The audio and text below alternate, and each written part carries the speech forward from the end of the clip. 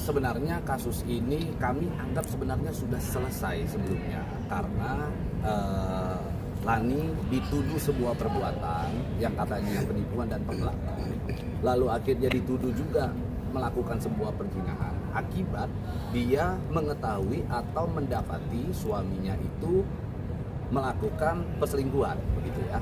Itu yang disampaikan oleh Lani ya, dan itu menjadi sebuah dugaan keras karena sudah ada foto, bahkan diduga kedua anak daripada selingkuhan suaminya tersebut adalah orang-orang yang menggunakan nama anak tersebut menggunakan nama daripada suami ya. Jadi intinya buktinya sudah merujuk sangat kuat sekali lah bahwa suaminya diduga keras melakukan perbuatan perselingkuhan itu. Nah, kita laki-laki itu kalau biasanya sudah ketahuan selingkuh harusnya minta maaf gitu ya. Ini ketahuan selingkuh justru malah mengkriminalisasi istrinya. Akhirnya kita pada saat itu melakukan upaya-upaya hukum dengan cara gelar perkara khusus tanpa viral-viralan.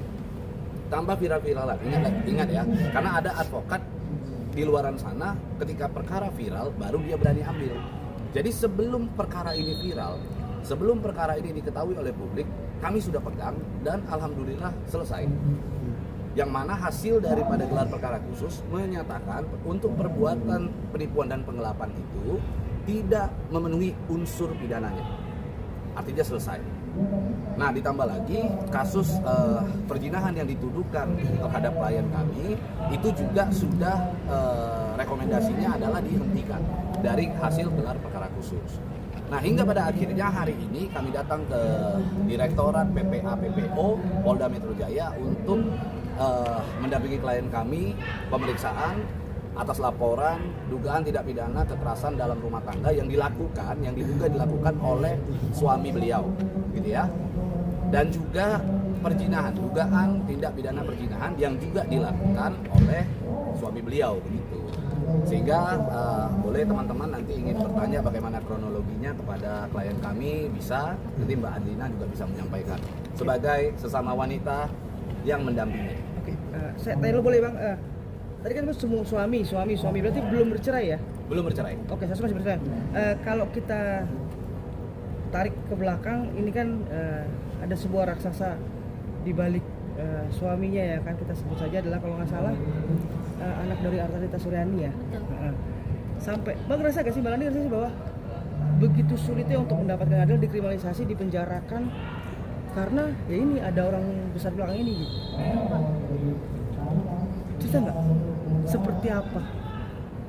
Ya, saya sudah mengetahui perselingkuhan suami saya, dan setelah itu malah suami saya playing victim, dia malah melaporkan saya di Polda Lampung atas tuduhan penipuan penggelapan yang tidak pernah saya lakukan. Setelah itu beliau juga melaporkan saya pasal perselingkuhan dan perzinahan yang tidak pernah saya lakukan ke Pak. Saya dipenjarakan, diusir, tidak dibiayai, dan dipersulit untuk bertemu dengan anak-anak saya sampai saat ini.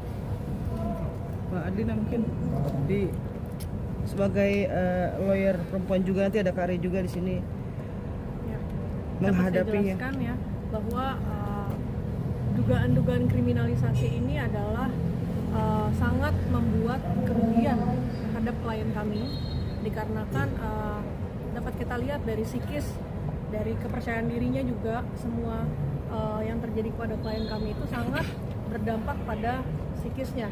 Terlebih lagi klien kami tidak dapat kerja dikarenakan ada banyaknya dokumen-dokumen yang tidak diberikan terhadap klien kami, berupa seperti paspor dan dokumen-dokumen lainnya seperti ijazah ya. Jadi klien kami untuk bertahan hidup yaitu bekerja berjualan keripik. Dari situ saya melihat sebagai perempuan, saya melihat bahwa klien saya ini cukup tegar hidupnya. Jadi dia tidak takut dalam kondisi melawan apapun, dia hanya tujuannya untuk bertemu dengan anak-anaknya. Itu Kak. Oke, sampai detik ini agak sulit ya, seperti anak belum bisa ya? Sampai ketemu anak masih bisa nggak ya? Belum. Oke, Bang, dari pihak sebelah sana apa sudah berusaha untuk ada niatan baik gitu untuk mediasi segala macam? Justru inilah yang menjadi persoalan penting yang mungkin teman-teman harus tahu bahwa di saat-saatnya seperti ini saja masih sempat-sempatnya ada sekelompok orang begitu ya menggunakan akun-akun bodong mengatasnamakan klien kami lalu menggiring opini-opini yang buruk. Jadi sengaja membuat akun fake untuk menggiring opini-opini yang buruk terhadap klien kami. Saya ingin sampaikan kalau udah kayak gitu jangan dilawan, jangan buat tingkah-tingkah baru. Dan kami sudah mengetahui itu kira-kira siapa, kami sih sudah paham gitu ya. Artinya begini, memalukan lah kalau seandainya urusan seperti ini kan urusan rumah tangga tuh ya, urusan keluarga harusnya bisa diselesaikan secara kekeluargaan. Jangan bikin heboh orang se-Indonesia yang nggak tahu keluarga kalian itu bagaimana gitu. Ditambah lagi kemarin ada seorang kuasa hukumnya dari si Bu Ayin begitu ya, ada kuasa hukumnya juga turut memberikan komentar di sejumlah media lokal di Lampung begitu. Di sana ia menyampaikan bahwa Lani ini mendapatkan keuntungan katanya kan begitu kan, Lani ini sudah diberikan nafkah yang lebih, betul ya? Ya. Pertanyaan saya simpel deh. Itu pengacara udah pernah ke ini belum? Udah pernah hidup di Australia apa belum? Hidup di Australia itu sangat mahal sekali. Klien kami sudah berulang kali meminta agar tidak ditempatkan di rumah yang mewah. Inginnya sebentar aja. Kita kuasa hukum begitu ya, seorang advokat yang tiba-tiba memberikan klarifikasi mewakili keluarga daripada Bu Lani ini gitu ya, yaitu dari keluarganya Bu Artalita Suryani. Dia memberikan statement yang menurut saya itu adalah jawaban dari semuanya. Jadi kita sih sebenarnya ingin berterima kasih juga dengan si saudara rekan kita Sopyan Sitepu gitu ya, karena dengan klarifikasinya dia itulah justru telah memenuhi segala macam keluh kesah daripada klien kami, di mana ia menyampaikan bahwa seakan-akan Bu Lani ini sudah mendapatkan nafkah yang berlebih, lebih dari cukup. Pertanyaan yang serius adalah apakah saudara Sopyan Sitepu ini sudah pernah ke Australia apa belum? Itu dulu. Karena hidup di Australia itu berbeda dengan di Indonesia. Ditambah lagi, Bu Lani ini sudah berulang-ulang kali menyampaikan kepada suaminya ingin pulang saja ke Indonesia karena biaya hidup di sana mahal. Satu. Yang kedua, Bu Lani juga sudah menyampaikan kalaupun mau di Australia tinggallah di apartemen, nggak perlu yang mewah-mewah.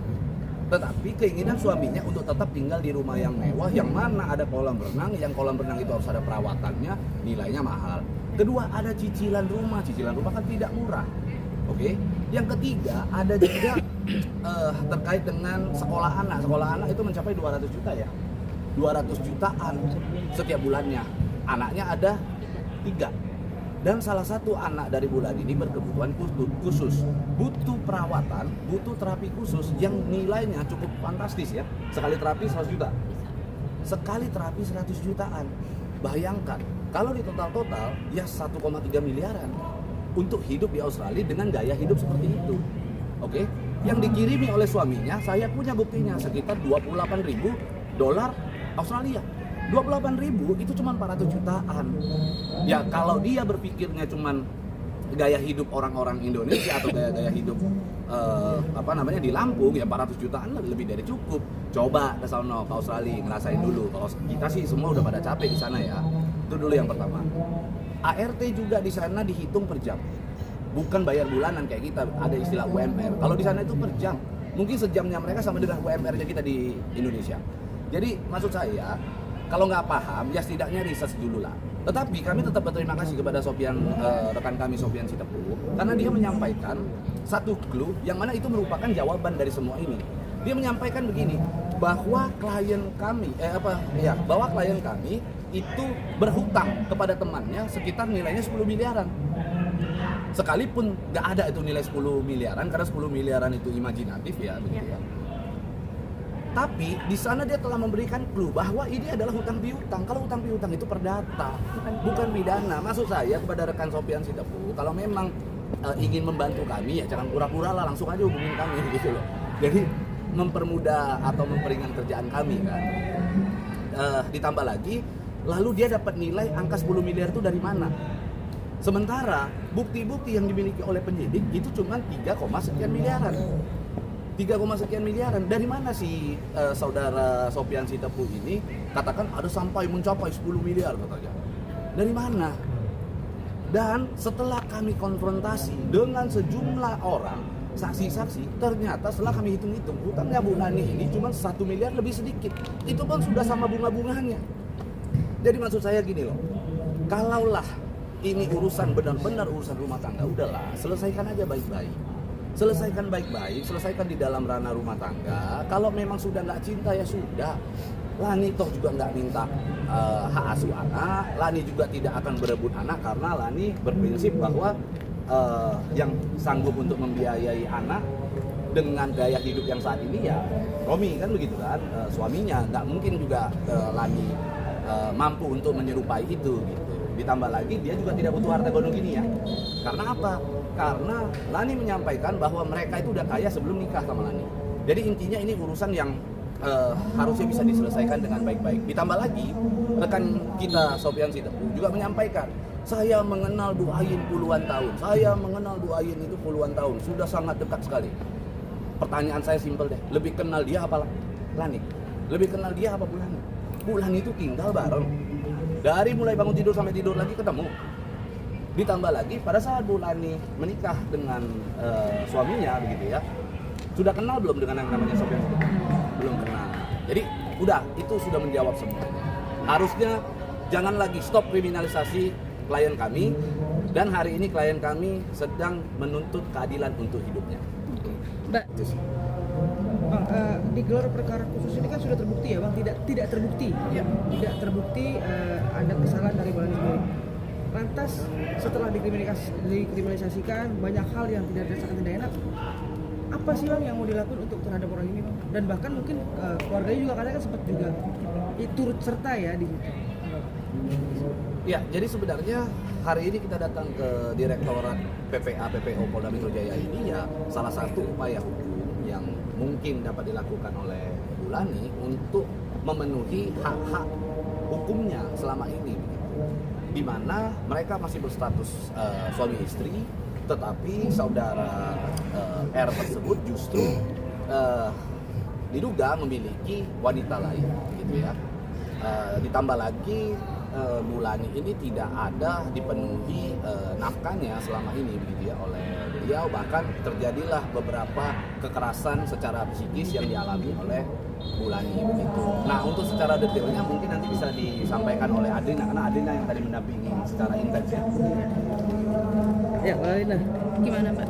Ya baik, menurut tadi keterangan dari klien kami terdapat adanya juga bahasa-bahasa yang dimana memang mendiskriminasi, terutama dari bahasa-bahasa ketika bertengkar ada bahasa mengenai kegilaan ya, sehingga itu kan mempengaruhi ya psikis gitu. Dan kami pun juga siap untuk ke psikolog untuk memberikan pendampingan dan membuktikan bahwa klien kami itu sehat walafiat. Intinya Bu Lani ditelantarkan. Ya.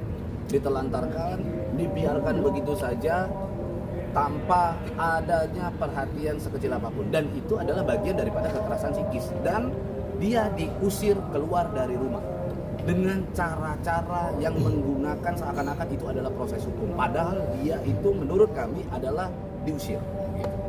Mbak Lani, Status pernikahan sebenarnya seperti apa sampai saat ini? Masih sah Mbak? Masih sah? Iya, tidak ada kata-kata cerai sama sekali. Mbak Lani, lupa aku namanya.